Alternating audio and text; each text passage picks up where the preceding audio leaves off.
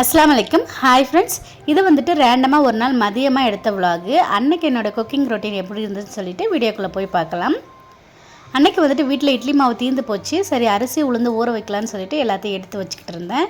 நான் பொதுவாக வந்துட்டு 5 கப் அரிசிக்கு 1 கப் உளுந்து போட்டு தான் ஊற வைப்பேன் இட்லிக்கு. பட் இப்போ கொஞ்ச நாளாக வந்துட்டு நான் வெளியில் கொடுத்து அரைக்கிறதால 4 கப் அரிசிக்கு 1 கப் உளுந்து தான் போடுறேன். ஏன்னா அவங்க ரெண்டையுமே ஒன்றா சேர்த்து கொரன்னு அரைச்சி தருவாங்க. அதனால் வந்துட்டு இட்லி அவ்வளோ சாஃப்டாக இருக்கிறதில்ல. அன்னைக்கு 4 கப் அரிசி 1 கப் உளுந்து ஊற வச்சுருந்தேன். 4 கப் அரிசியில் 2 கப் இட்லி அரிசி, 2 கப் வந்துட்டு ரேஷன் அரிசி தான் எப்போவுமே சேர்க்குறது.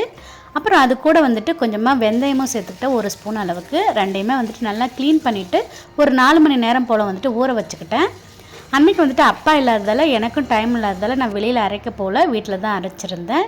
அதனால் வந்துட்டு கொஞ்சம் 1 கப் அளவுக்கு வந்துட்டு உளுந்து ஊற வச்சுக்கிட்டேன், உளுந்த வடை போடுறதுக்காக. வீட்டில் எல்லாருக்குமே உளுந்த வடைனா ரொம்ப பிடிக்கும், அதனால் அதையுமே ஊற வச்சுட்டேன். உளுந்து அரிசி நல்லா ஊறின பிறகு கிரைண்டர்லாம் எடுத்து நல்லா க்ளீன் பண்ணிவிட்டு முதல்ல உளுந்து சேர்த்து அரைக்க ஆரம்பிச்சிட்டேன். உளுந்து சேர்த்துட்டு ஒரு 5 நிமிஷம் போல் வந்துட்டு அதுவே தானாகவே அரையணும், தண்ணி சேர்க்காமல். அதுக்கப்புறம் தான் தண்ணி தெளித்து அரைக்கணும். அப்போ தான் வந்துட்டு எல்லாமே ஈவனாக அரைஞ்சி வரும். இல்லைன்னா வந்துட்டு ஒன்று அரையாமல் கிடக்கும்.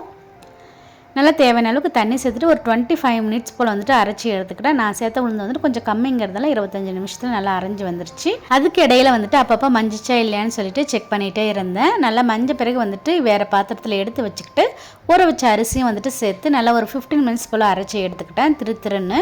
அதையும் அரைஞ்ச பிறகு வந்துட்டு நம்ம அரைச்சி வச்சுருந்தா உளுந்து அதை சேர்த்து ரெண்டையும் ஒன்றா ஒரு 5 நிமிஷம் திரும்ப அரைச்சிக்கிட்டேன்.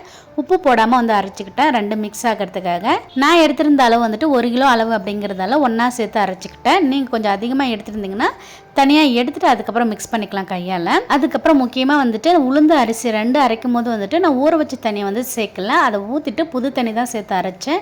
ஏன்னா இது சம்மர் டைமுங்கிறதால சீக்கிரமே புளிச்சிரும். அதனால் வந்துட்டு நம்ம புது தண்ணி தான் ஊற்றி அரைக்கணும்.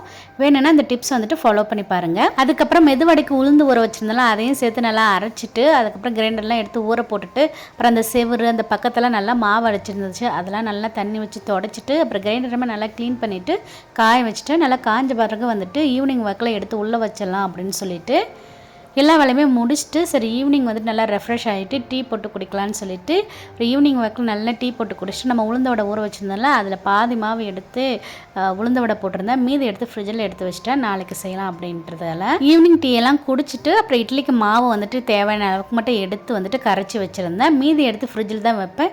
நான் எப்போவுமே தேவையான அளவு மட்டும் எடுத்து கரைச்சி வச்சுட்டு மீதியை ஃப்ரிட்ஜில் தான் வைப்பேன். தேவைங்கிற போது மட்டும் எடுத்து கரைச்சி ஒரு 4 மணி நேரம் வந்து புளிக்க வச்சு யூஸ் பண்ணிப்பேன்.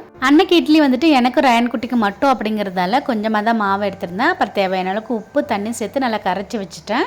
அடுத்த நாள் காலையில் வந்துட்டு நல்லா சூப்பராக வந்துட்டு புளிச்சு வந்துருந்துச்சு. எப்பவும் போல் வந்துட்டு இட்லிக்கு தண்ணி சூடு பண்ணிவிட்டு மாவு எடுத்து லைட்டாக தான் கலக்கிக்கிட்டேன், ரொம்ப கலக்கக்கூடாது. தேவையான அளவுக்கு தண்ணி நேற்றே வந்துட்டு ஊற்றி கரைச்சி வச்சதால் லைட்டாக கலக்கிட்டு இட்லி தட்டில் லைட்டாக ஆயில் ஸ்ப்ரே பண்ணிவிட்டு மாவு ஊற்றி வச்சுருந்தேன். அதுக்கப்புறம் தண்ணி நல்லா கொதித்த பிறகு இந்த மாவை எடுத்து வச்சு ஒரு 10 to 12 நிமிஷம் வந்துட்டு வேக வச்சுக்கிட்டேன். அதுக்கப்புறம் இந்த பக்கம் வந்துட்டு கடலைக்கறி வச்சுக்கிட்டு இருந்தோம். எனக்கு மட்டும்தான் வந்துட்டு இட்லின்னு சொல்லியிருந்தேன் இல்லையா, மற்றவங்களுக்கெல்லாம் ஆப்பம் 2க்கும் மேட்ச் ஆகிற மாதிரி கடலைக்கறி வச்சுருந்தோம். அப்புறம் கிட்டத்தட்ட ஒரு 12 நிமிஷத்துலேயே வந்துட்டு இட்லி சூப்பராக ரெடி ஆகிடுச்சு. லைட்டாக தண்ணி தெளித்து எடுத்திருந்தேன். இட்லி வந்துட்டு டக்குன்னு எடுக்கணும்னா அந்த தட்டில் வந்து ஒட்டிக்கிட்டு வரும். அப்படி ஒட்டாமல் இருக்கிறத ஒரு தட்டில் லைட்டாக தண்ணி ஊற்றி வச்சுட்டு ஒரு 2 மினிட்ஸ் கழிச்சு இந்த மாதிரி எடுத்தோம்னா சூப்பராக வந்துடும். நல்லா சாஃப்டாக பஞ்சு மாதிரி வந்துருந்துச்சு. உங்களுக்கு பார்க்கும்போதே தெரியும் நினைக்கிறேன். நம்ம ஊற்றின குழம்புலாம் வந்துட்டு அந்த இட்லி அப்படியே அப்சர்வ் ஆகிடும், அந்த அளவுக்கு வந்துட்டு சாஃப்டாக இருந்துச்சு. அடுத்த நாளுமே வந்துட்டு இந்த மாவை வச்சு இட்லி செஞ்சுருந்தோம். நல்லாவே சாஃப்டாக இருந்துச்சு. பாருங்கள் எவ்வளோ சாஃப்டாக இருக்குது அப்படின்னு சொல்லிட்டு நல்லா பஞ்சு மாதிரி இருந்துச்சு. அவ்வளோதான், நான் வந்துட்டு எப்படி இட்லி செய்வேன் அப்படிங்கிறத வந்துட்டு இந்த வீடியோவில் ஷேர் பண்ணியிருந்தேன். இந்த வீடியோ பிடிச்சிருந்தா லைக் பண்ணிவிட்டு சப்ஸ்கிரைப் பண்ணுங்கள். தேங்க்ஸ் ஃபார் வாட்சிங்.